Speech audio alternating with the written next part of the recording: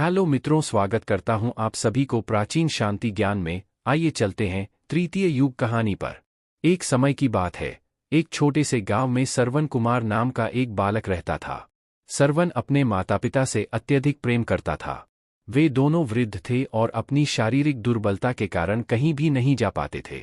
सरवन उनका बहुत ध्यान रखता और उनकी सेवा में दिन रात जुटा रहता। एक दिन सरवन के माता पिता ने तीर्थयात्रा पर जाने की इच्छा जताई। उनके वृद्धावस्था के कारण उनके लिए तीर्थयात्रा करना बहुत कठिन था, लेकिन सरवन ने उनकी इस इच्छा को पूरा करने का प्रण लिया। वह एक बांस की टोकरियों का उपयोग कर एक यंत्र बनाया, जिसमें एक तरफ उसकी माँ और दूसरी तरफ उसके पिता बैठ सकते थे। मित्रों, आप मेरे YouTube चैनल में नए हैं तो प्लीज़ सब्सक्राइब कर ले। सरवन ने अपने माता पिता को उन टोकरियों में बैठाया और उन्हें अपने कंधों पर लेकर तीर्थयात्रा पर निकल पड़ा। वह एक गांव से दूसरे गांव, एक शहर से दूसरे शहर और एक तीर्थस्थान से दूसरे तीर्थस्थान जाता रहा।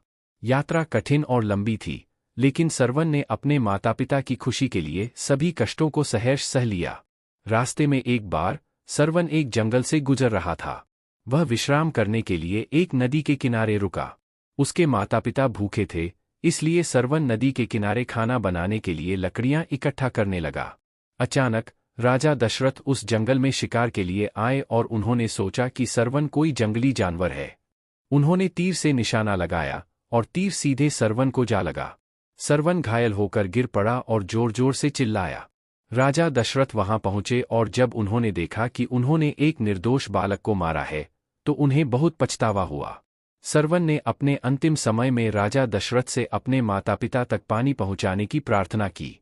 उसने उन्हें बताया कि उसके माता पिता अंधे हैं और वे उसकी प्रतीक्षा कर रहे हैं।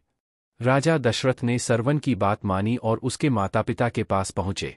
उन्होंने सरवन के माता पिता को सारी घटना बताई। इस दुखद समाचार को सुनकर सरवन के माता पिता अत्यधिक दुखी हुए और उन्होंने अपने पुत्र के बिना जीने से इनकार कर दिया। उन्होंने अपने प्राण त्याग दिए।